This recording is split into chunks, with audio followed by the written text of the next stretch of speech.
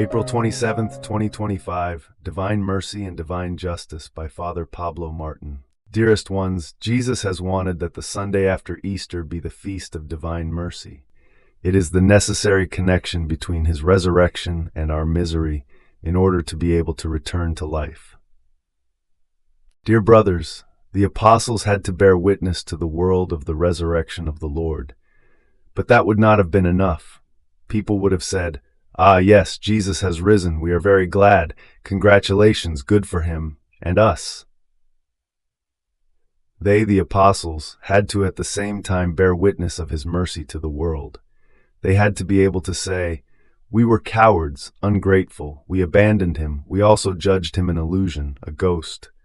But he did not reject us. He did not withdraw his love from us. He forgave us. He gave us his friendship again. He even ate with us again. You can all hope in him. His resurrection is for us. It has begun to enter into us, to transform us, to make us new." The apostles had to experience and accept their misery, to be able to understand divine mercy, without which there would have remained an abyss of separation between the resurrection of the Lord and our situation of death. On April 23rd, 1865, the servant of God, Luisa Picareta, was born, the little daughter of the Divine Will. It was in Albus' Sunday, the one following Resurrection Sunday. Jesus said to Luisa, "Just as I wanted my mother with me, as the first link of mercy, through whom we were to open the doors to all creatures, and therefore I wanted to support my right arm, so I wanted you as the first link of justice, to prevent it from pouring out upon all creatures as they deserve. Thus I wanted to support my left arm on you, so that you might sustain it with me." Book of Heaven, Volume 13, November 19th, 1921. From February 22nd, 1931, several times the Lord said to St. Faustina Kowalska that Sunday should be celebrated by the Church as the Feast of Divine Mercy. Therefore, precisely on May 5th, 2000, Pope John Paul II, sign and gift of divine mercy, finally instituted this feast for the whole Church, and he died on Saturday, April 2nd, 2005, when it was already liturgically in Albus Sunday, Feast of Divine Mercy. And to St. Faustina, Jesus said, "Before coming as the just judge, I will come as King of mercy." Before the day of justice arrives, a sign will be given to men in the heavens. All light will be extinguished in the sky, and a great darkness will come upon the whole earth. Then the sign of the cross will appear in the sky, and from the openings where the hands and feet of the Savior were nailed will come forth great rays of light that for some time will illuminate the earth. That will be shortly before the last day, Diary number 83. Especially in the first volumes of Luisa, the multiple relations between mercy and justice are noted. These two divine attributes, which the Lord often addresses due to Luisa's condition as a victim soul, called to obtain the first for her brothers, and therefore having to satisfy the demands of the second. Let us therefore speak of mercy and justice. These two divine attributes, whose nature is always and only the love of God, respectively represent the most holy humanity of our Lord and his divinity, and are therefore inseparable, as are the two natures of the incarnate Word. They form a binomial, like two sides of the same metal, the divine will, and they regulate the relations between God and man. Divine mercy defends man, divine justice defends God. The Lord said at the Last Supper, "When the Comforter comes, he will convict the world concerning sin and righteousness and judgment." John 16:8. Sin is the disorder that breaks the harmony between the divine will and the human will. It is an injustice and aggression which clashes with divine justice, and that clash forms judgment. But judgment is avoided only by recourse to divine mercy. Nevertheless, it is necessary to fulfill all justice, as the Lord said to St. John the Baptist, to allow the passage to mercy. Divine mercy passes to the creature over the repaired bridge of divine justice, a bridge that is damaged or destroyed by sin. The work of redemption is the manifestation and glorification of divine mercy. The work of sanctification is the manifestation and glorification of divine justice, which justifies, that is, makes just man with the justice or holiness of God. It is the goal. Seek first the kingdom of God and his justice, and all the rest shall be given to you in addition. God said to Moses, I will be gracious to whom I will be gracious, and will show mercy on whom I will show mercy. Exodus 33:19. To be just for God is a duty, he could not be unjust, whereas to be merciful is a right of his which God jealously guards. These two attributes, mercy and justice, which respectively characterize the work of redemption and the kingdom of the divine will, also characterize the different spiritual attitudes of man in his relations with God. They are two religious attitudes corresponding to two types of prayer.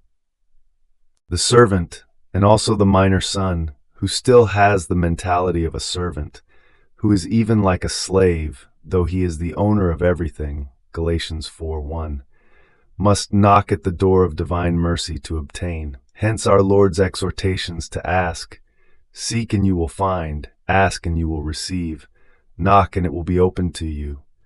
Whatever you ask the Father in my name, he will give you, etc.